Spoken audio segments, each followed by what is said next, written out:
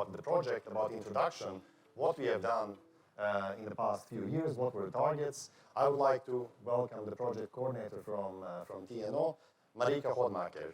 Marika, the floor is yours. Thank you.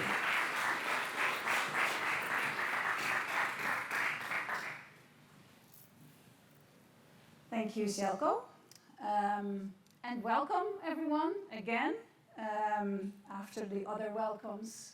It's also a pleasure for me, of course, to welcome you all, and a very big pleasure that we are here finally today with this very important and also very exciting project that I had the honor to manage for the last 3 years already. So I'll give you a quick introduction to the project. I guess most of you already know quite some of it, but just to get everyone on the same page where we are, what is it, etc. You will hear much more details from in the afternoon about what we learned, on what we did in the different work packages, because it's like a complicated project. This is just a short introduction to start the day. So to start is, what does it actually mean, ensemble? So it's a nice way of saying that we are together in the project, together with all the truck manufacturers from Europe. And that's why the name behind ensemble actually is also meaning something about platooning, of course, enabling the safe multi-brand platooning for Europe. And that's why we like the acronym in the end so much. Some facts and figures that we have here. So I already said that TNO had the honor to coordinate this project, but it couldn't have been done with all of these 19 partners from Europe that we work together with, that represent in total, I think, the whole full chain of the automotive sector in Europe. So to start with, there's the truck manufacturers that I already mentioned, so they're all there. DAF, Daimler Truck, Iveco, MAN, Scania and Volvo Group, which has actually 2 trucks because they have a Volvo truck and they have a Renault truck. So what you will see in about an hour, I think, is a truck platoon of 7 trucks, all with the different brands.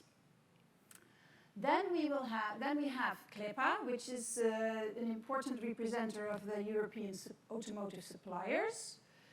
And we have some suppliers themselves working in the project: Bosch, Brembo, Continental, NXP, WAPCO and ZF. They all worked with us also on the components and the specifications. And of course we have Ertico, who is an important link to the truck platooning community outside the ETPC, but also a very important partner in organizing meetings like this, for example, and the important part of disseminating our project to the outside world. And then last but not least, we need the knowledge partners there as well. So we have IDIADA that hosted us for the last 2 weeks for testing and providing a lot of knowledge on the safety testing. We have the Université Gustave Eiffel from France. We have universities also from Sweden, the KTH, and also from Brussels, the University of Brussels. And in total, the project is almost finished, but not yet. So we will have a 4-year project in the end, ending March next year. And gladly, of course, otherwise we couldn't have done this. This is with a lot of funding from the European Commission, we could make this happen. So that together makes this very exciting project. And apart from that, I'd like to mention that the UCAR, the European Car Association, is really supporting Ensemble as well. They wanted to be here to say that support themselves, but unfortunately in the end that was not possible with the traveling rules from there. So just one slide here from them to say that this European Car Association is really supporting them because their goal is to strengthen the competitiveness of these European automotive manufacturers, of which all of them in the truck world are in the project. And that Ensemble is one of their projects that they fully support because that will give them the strategic collaborative research and innovation that they are striving for. So I'd like to thank them too for their support in the project as well. So then the project in short, what was the goal? What did we do? Well, the main thing is that we wanted to make it happen that we would have multi-brand platooning in Europe. And that is something actually completely different from mono-brand. So the focus is on the multi-brand platooning. How do we do that?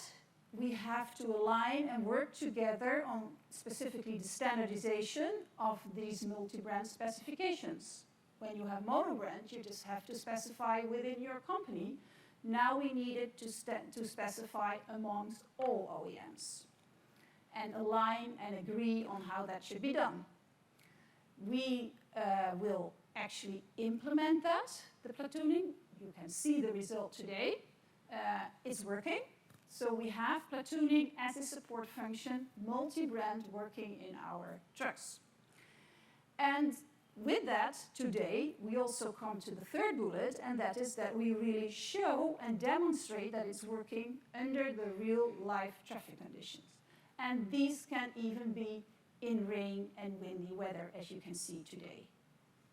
So it's real traffic conditions. Could be a traffic jam, could be tunnels. We will see a lot of these in our routes today. And then along that, apart from demonstrating, there is this part where we also look at what does it mean. We can do it technically, but what does it mean? What does it mean for traffic flow? What is the business model behind this multi-brand platooning? What effects does it have, if any, on driver behavior? Also the behavior of other drivers on the road. And of course, we will have a look at the fuel economy of effects of platooning. So these impact results will not be part of today's meeting. We are still studying them, also because we need for some of it the inputs of the testing that we did in the last weeks. But they will be presented and they will be there in our final meeting, which is in March next year. So, well, truck platooning in general, you know, it's the linking of two or more trucks in a convoy. And they use connectivity technology and support systems together to make them one platoon instead of just an individual automated driver or supported driving truck. There is this potential to improve the road safety with it, reduce emissions, increase the transport efficiency. But if you want to make the real impact here, and that's why we went a step further, is that it will be much broader deployed if we can have the multi-brand approach. Because when you look around on the roads, you see trucks from a lot of companies and brands driving around. And they are there at the same moment driving the same direction. So why not platoon with those trucks together at that moment, instead of finding only one from your brand from your same fleet owner, for example. So that's the idea behind going multi-brand, that we will be able to have a much broader deployment in the future in Europe. So the goal, of course, as I already said you, is that the basis to be able to do that is to harmonize those specifications, that we realize the communication protocol between all the different brands, and that we have the standards for this multi-brand truck platooning interoperability. We defined actually 2 levels to do that. I already said that we implemented the so-called support function. I will go into that and we will demonstrate it, but we are also thinking about a more autonomous way of platooning. And I'll show you the differences in my next slide. So when you have, on the one hand side, platooning as a support function, you still have the driver in each truck. And he's not there for nothing. That driver, in the end, is responsible for driving safely. And that is a big difference with when you look at platooning as an autonomous function. There you still have a driver in the first truck, But in the other trucks, the driver can be what we call out of the loop. He can be there, but he doesn't have to pay attention to the traffic situation. He could be sleeping, getting his obligatory rest, or he can be doing an English course, or he can be out of the truck. So it could also be an envisioned future where we help the shortage of drivers that we have at the moment. But still, the driver in the first truck is there. For this project, we started to focus on the support function, because that is what we can show right now in the traffic right now. Because we can obey the rules and the safety rules that we have in our traffic at this moment. So there is a support for the driver in the support function. That means the longitudinal support means that the driver, when platooning is on, he is supported in distance keeping, speed keeping, braking behavior of the truck. So you will have a gap that is coordinated for you. You will have the speed coordinated. And we implemented it with a time headway, so the distance to the truck in front relative to your speed of about 1.5 seconds, which is again in line with the current rules on the European roads. At this moment, it's just not allowed. Maybe you get an exemption, but in a normal traffic, and that's what we're focusing on, you have to keep a safe distance still. And that is on the other side, when on the right-hand side, at the same moment, one of the main differences, apart from the driver being out of the loop, is that you can, if you want, close that gap and have shorter distances between the trucks when the driver is out of the loop. There, the other drivers. These two are linked, and it will be explained a bit more in detail. But when you have the drivers in the trucks being responsible for safety, you have to give them the chance to obey the safety. And when they're there with a very short distance, and they have their human reaction times, etc., it's just not possible for them to obey the safety when something happens and they have to react immediately. When they're out of the loop, it can be taken over by the system, and they don't have a driver human reaction time. So, as I said, we will do this on the roads as they are there now, and with the autonomous function, we foresee that we first try it out when we have it in the confined areas. Just to be clear, in the ENSEMBLE project, we will only implement and show you the support function. We will align and think about the autonomous function, so we have written it down, how it should be done, but we will not implement it within the ENSEMBLE time frame. So that is something, I guess, to pick up for future projects after ENSEMBLE. And then, of course, we have to look a little bit at why are we doing this. As Sjelko already said, we are not only doing this because we like technology and we like to make new technology. There are a lot of benefits that we foresee when doing this. And I think the first one and the most important one is that it's an important step towards the future of autonomous platooning. So it's a cornerstone for doing that. You cannot just jump from here to autonomous platooning. This is an important step towards that. So we built the communication technology already for that, the brake performance estimation, and we also think about how is that done with, for example, what we call platoon matching. As I said in my example, when you see the trucks around on the road, and they are there, but there must be some algorithm saying, hey, can I join with you? Are you going in the same direction?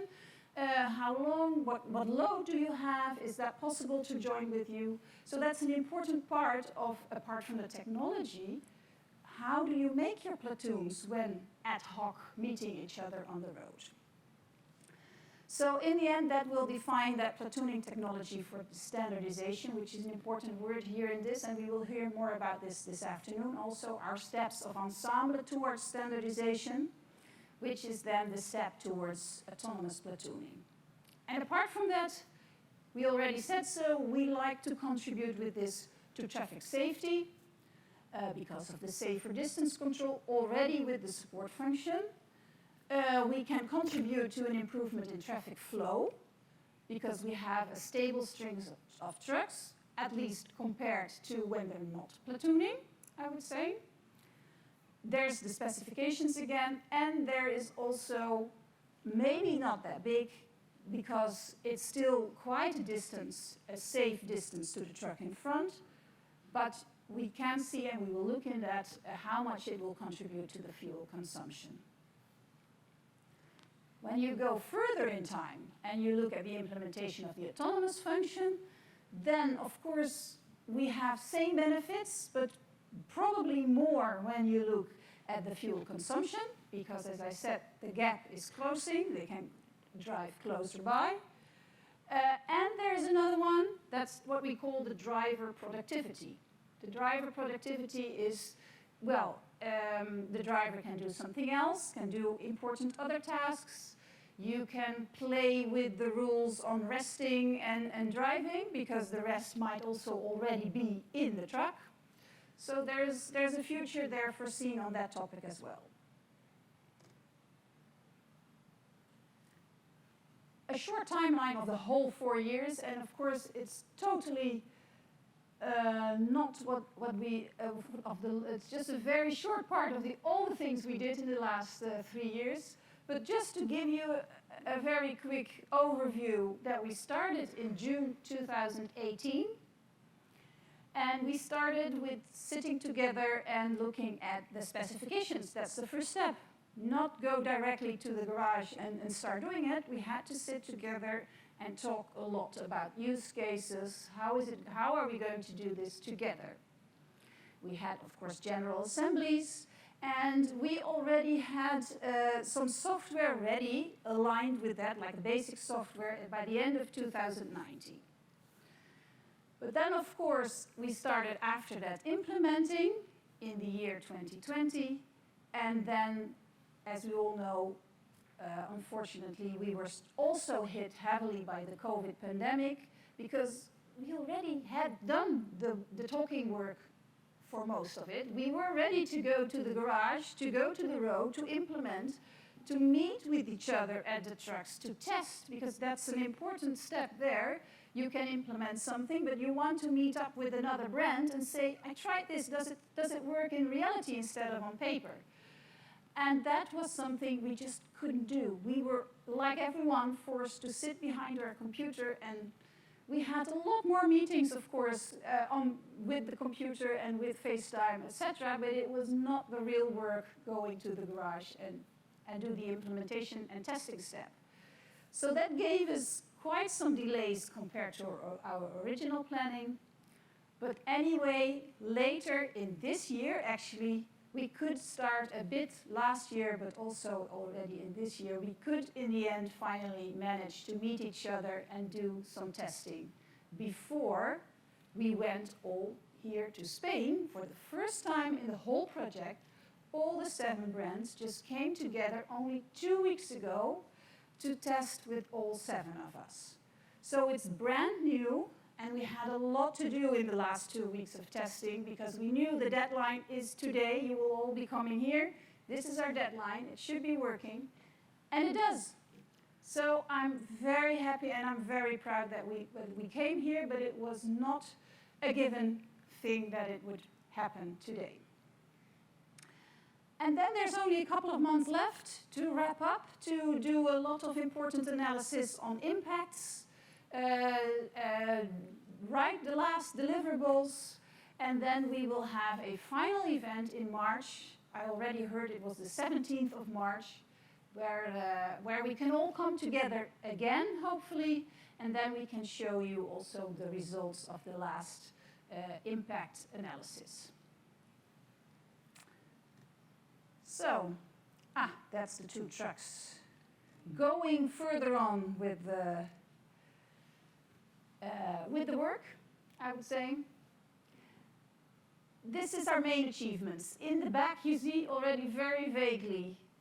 This is a picture taken 1.5 weeks ago, under the sunny sky in Spain. All the 7 brands were there. We will see the picture later. You've seen much more. But I think that we are here now for the public demo is one of our greatest main achievements, and I'm very, very happy with that.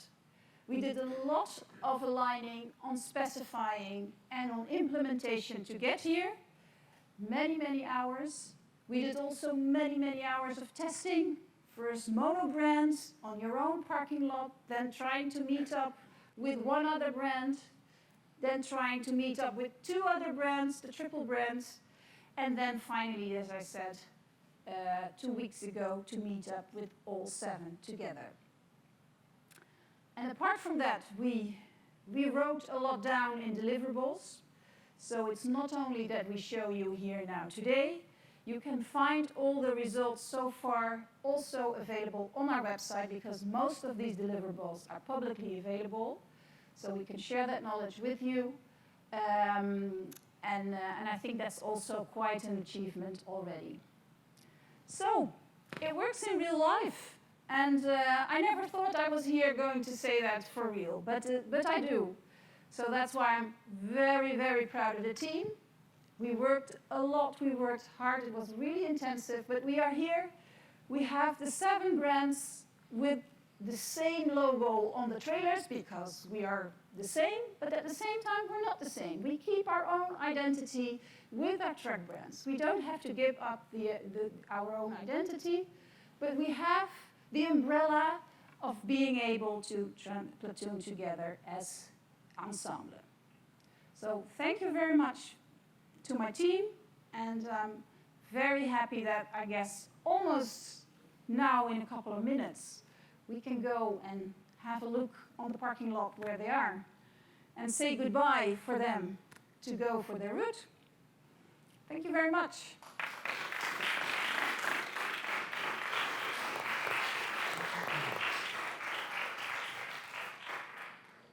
Excellent, Marika. Thank you very much. So now we are really looking forward to the exciting part. There is a question. Steve, please. Indeed, please do feel free to ask questions anytime. Yes, for sure. Unless it's difficult questions. No, can I do this? Yeah, I think I can. Thank you, Marika. I think that was a great overview, and I'm very happy to be here. Just for those of you who don't know, Steve Phillips, I'm the Secretary of CEDA, Conference of European Directors of Roads, and we are, actually I've just learned today, we're part of, it's now called the European Truck Platooning Community. Okay, which is the a ETPC, yeah. ETPC. Yeah, it used to be the European Truck Platooning Challenge, but going back to yeah, the challenge we already had. Just change the scene. We're still in the challenge. Anyway, no, I just wanted to pick up on that because it was a great overview. And this is not a critique, but it's an observation, because I must admit I had an intake of breath when you put up the slide about the benefits, because the first one you put up was, oh, it leads towards level 4. And I was thinking back, well, yes, we're not about the technology, but then you rescued it by the benefit slide afterwards, which of course is what we buy into. But what I wanted to, I think, stress on that slide, you know, we all get, you know, okay, the safety, the efficiency, the fuel. But you know, me representing the authorities, the road authorities, you know, again, we buy into that, but all of those at the moment we could see as costs. Yes. And what I would really like to stress, I would hope, and this is where maybe we need to change the narrative, is the 4th benefit, which I would like to see. I know Francesca will be talking this afternoon, you know, the interaction with the infrastructure. I want to change this from the potential risk to the infrastructure, you know, oh, damage to bridges, actually into an opportunity to protect the infrastructure, because we can sell it far better to our members if we can say, actually, with this new technology, we will protect your bridges, we will protect your tunnels, we might even prolong the life of your pavements and other things. And I would really like to, you know, underline and stress that maybe that 4th element is a really, really important part of the business case moving forward. But otherwise, thank you. Well, thank you very much, Steve, for that suggestion, because actually that is something, and you already said so, that we looked into more as a scientific view in the first place, that we studied what are the effects of different ways of platooning on the infrastructure. So that's a bit of a cliffhanger. You will get the answer later this afternoon. But yes, you are completely right. I think that is one of the impacts that is very important, as you said. There is also a lot of monetary benefits if you look at the infrastructure as well. So yeah, so we didn't forget it, but it's just not as one of the important ones on my slide. Yeah.